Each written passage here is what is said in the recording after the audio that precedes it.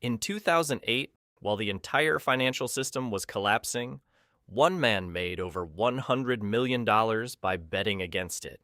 His name, Michael Burry. And to understand how he did it, you only need to understand two things: credit default swaps and CDOs. Let's dive in. A credit default swap is a type of financial agreement between two people. Typically, it has a buyer and a seller.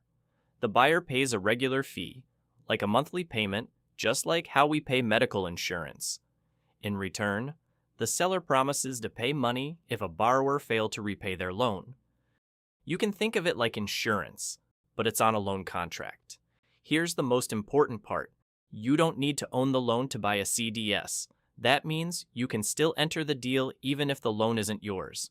So, in simple terms, a CDS is basically a bet on whether someone will repay their debt or not.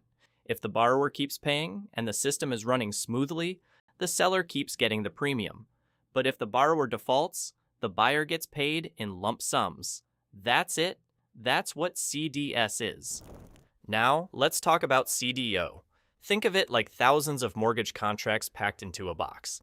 But this box is divided into layers called tranches. Banks make these CDOs and sell them to investors like bonds. So the investors earn income from them. So when thousands of mortgage payers are paying their mortgages, the CDO system remains active and the investors who bought these slices receive income. Each layer has different risk levels. Top layers are safer, so that brings low return, and bottom layers are risky, but they brings high return. So that's how the system is designed. But in 2008, most of these CDO boxes that banks made were heavily filled with subprime mortgage contracts. Subprime means people with low credit scores. Usually they are not reliable when it comes to paying loans. That's what a CDO is.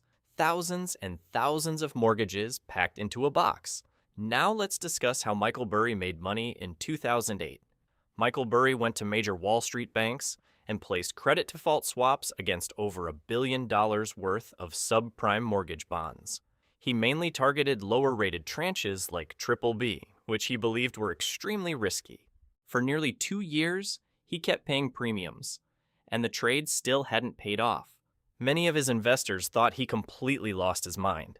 Investors in his hedge fund, Cyan Capital, grew frustrated, even angry, because their money was tied up in a bet that wasn't working yet. Despite all that pressure, Burry held his position with strong conviction. And then, when millions of mortgage payers stopped paying, the housing market started collapsing. The value of those mortgage bonds plummeted, triggering massive payouts on the CDS contracts he held. That's how Burry made around $100 million for himself and over $700 million for his investors. And if you're interested in what actually happened in 2008, the full story, I've made a detailed video on that. Don't miss it, link in the description, and thanks for watching.